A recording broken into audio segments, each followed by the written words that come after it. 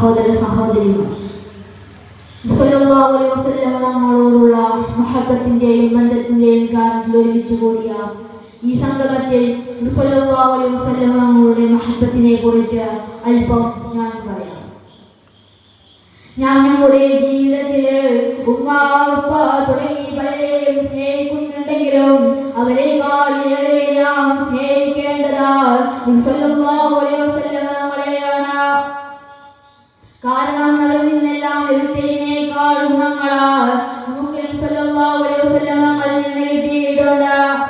അതുകൊണ്ടാണ് അവിടുത്തെ മദ്ഹായി സയ്യിദുൽ മഖ്ദൂം റഹ്മത്തുള്ളാഹി അലൈഹി പറഞ്ഞത്, അൻത ഉമ്മുൻ അം അബൂ മാ റഅയ്നാ ഫീഹിമാ മിസ്ല ഹുസ്നിക ഖത്തു യാ സയ്യിദി ഖൈറൻ നബി അസ്സലാത്തു അലൻ നബി വസ്സലാമു അലാ റസൂൽ അഷ്റഫിൽ അബ്തഹീൻ വൽ ഹബീബിൽ അദീ.